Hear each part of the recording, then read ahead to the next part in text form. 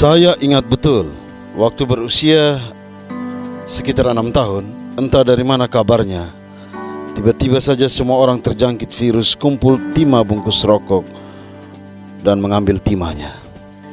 Timah yang dikumpulkan digulung menyerupai bola. Katanya makin berat timahnya, semakin mahal harganya. Tidak kenal usia, semua orang kecil besar tua muda bergerak mencari bungkus rokok yang ada timahnya. Berita baiknya adalah sampah bungkus rokok menjadi rebutan, otomatis mengurangi sampah. Berita buruknya adalah semua yang dikumpulkan tak pernah dijual kemana. Siapa pembelinya? Ada yang gulungan timahnya hampir sebesar ban mobil. Setiap hari dijaga, fantasinya pun macam-macam. Katanya jika dijual, uangnya akan dipakai untuk membeli ini dan itulah. Selidik punya selidik, ternyata berita kumpul timah bungkus rokok disebarkan oleh seorang pemabuk. Katanya ia mendengar dari orang kota. Pusing. Satu orang mabuk berhasil membuat mabuk satu orang kampung. Bayangkan, ulah satu orang membuat repot ribuan orang. Ini yang sering dikatakan orang tua kita. Satu orang sakotong subingung, apalagi kalau ada 10 orang. Tentu kata orang Kupang, bingung badobel.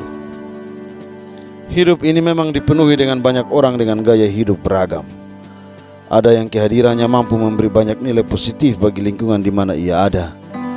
Ada yang kehadirannya begitu dinantikan, soalnya nggak ada lo nggak rame lah. Dan tidak sedikit orang yang kehadirannya justru membuat lingkungan menjadi panik dan rusak. Saya membaca berita tentang seorang pemuda yang nekat naik ke atas tower gara-gara putus cinta dengan pacarnya.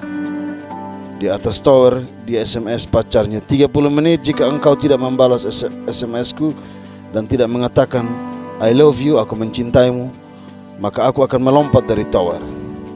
30 menit tiba, tanda-tanda SMS belum juga muncul. Laki-laki itu nekat buang diri. Sialnya, 5 menit setelah ia jatuh, barulah SMS dari kekasihnya masuk. Aku mencintaimu. Terlambat. Tapi begitulah kedunguan satu orang membuat pusing satu masyarakat. Dia pikir cinta hanyalah kesenangan kata-kata.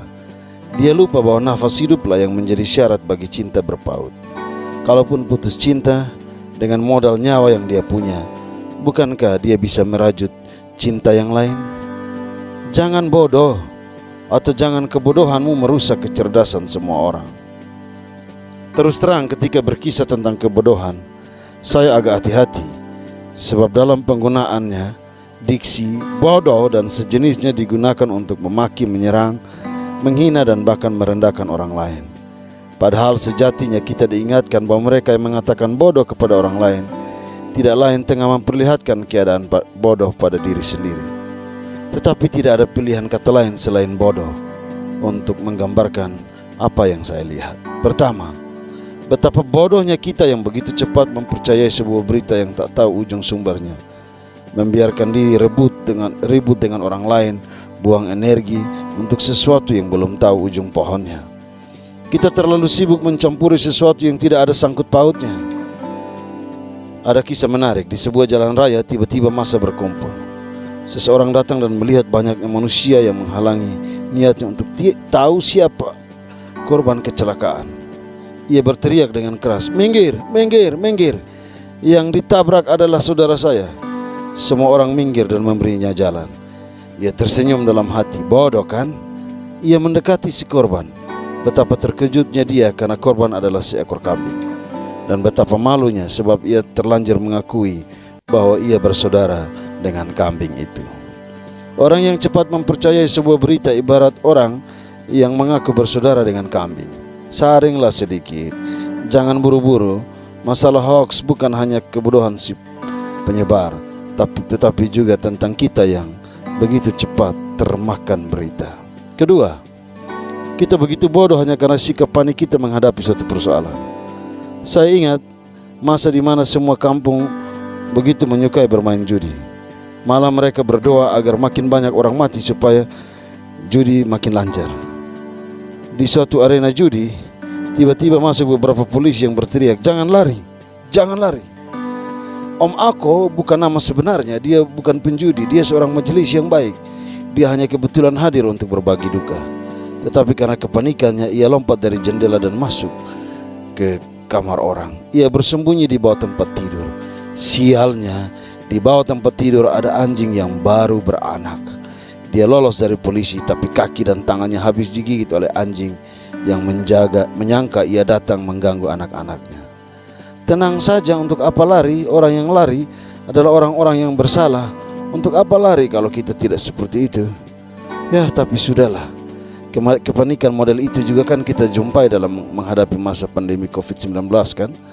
Seorang ahli matematika melihat kondisi ini dan mengatakan bahwa ia telah menghitung bahwa semua partikel virus corona dunia ini, jika terkondensasi, akan masuk ke dalam satu kaleng minuman ringan saja.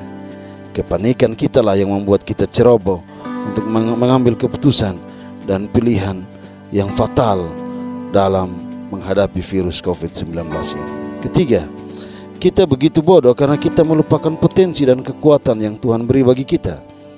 Beberapa orang yang sembuh bersaksi bahwa COVID-19 bisa disembuhkan, asalkan satu, mengenal lebih dini dan jangan pernah takut. Rupanya hidup kita mesti dibiasakan dengan agenda-agenda di luar dugaan.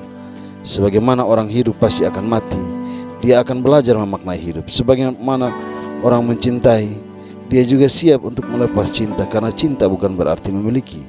Sebagaimana orang menikah, ada saatnya ikatan maut memisahkan janji kudus. Sebagaimana yang kita lihat dalam kehidupan setiap hari, ada yang harus pergi dan meninggalkan orang-orang yang dikasihi.